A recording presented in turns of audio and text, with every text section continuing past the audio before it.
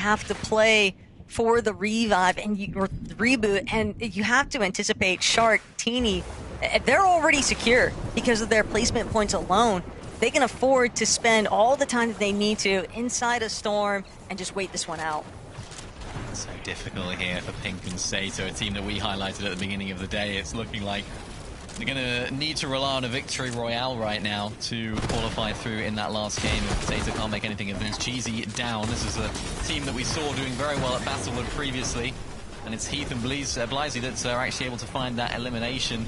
Really nicely done from them all the way back in the storm. I think it's one of those where you probably didn't expect there to be a team there, but now Gold Boy has it all to do.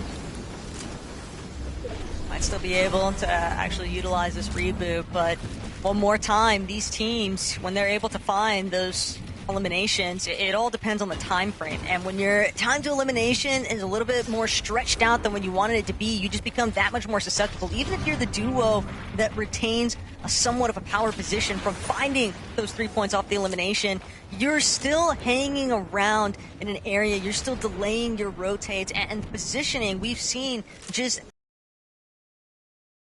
it's been for so many of these teams, whenever they're late heading into the edge zone or anything like that, they immediately get caught out by teams that are much more kind of elevating themselves in general. It's been Cringe and Twy here today.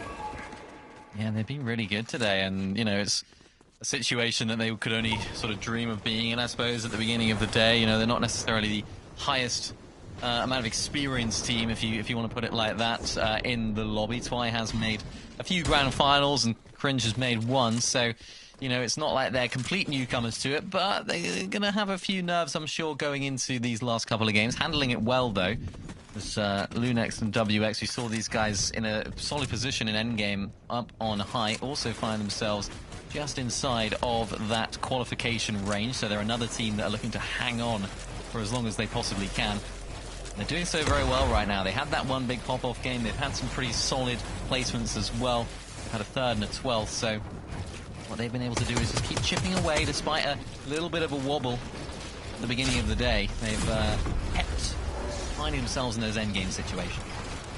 Bad news there, so for some of these teams, just on that slightly congested portion of the edge of zone right now, Focus and Kale, they have a little bit leverage here, but not if they don't find the piece that they need to. Focus gonna have the shields entirely dropped, and immediately just the collapse of this duo. That was a great moment there from Tarps and Noya. They definitely needed that refresh. They definitely needed the surge damage, and now it gives them the opportunity to just look for bettering their positioning.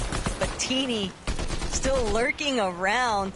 He's definitely taken notice of some of these teams that are a little bit late to the party here and just looking to apply damage where he can. But as a solo, that's where things become a little bit more difficult. Lost Shark along the way. Yeah, it was probably always going to happen, right? The way that they were conducting themselves at the beginning of the game, they were just trying to W key no matter what in the storm. It was all a bit chaotic, so I suppose they didn't really care too much that they're in this situation, as long as Pink's team won in a good situation in the end game. But Teeny's got it all to do. We've seen a solo clutch already today. Can we get another, potentially with a slightly different result? Maybe not a win, but we'll see. As Robin finally makes his way inside of the zone as well. Nicely done from him. This is a nice little rotation, actually, sort of on the less congested side, as a lot of people have already rotated. On his own, though, and that's always going to be difficult. Yeah, would have been a lot better if he still had his duo Hyper with him. I think it's also important to kind of highlight that before these two joined together, in previous formats similar to this, they've managed to find individual wins. So now, as a duo, Game 4, obviously, that's probably going to have to depend on lobby number 5 if they're able to find that kind of success together. But Robin's still not counting himself out by any means, has a decent amount of points heading into this point in first place. And so now it's all going to come down to just how much more placement can you secure, because the lobby is rapidly dwindling, Mini, and that's kind of to be expected as we approach the secondary half of today's competition. Pretty important. And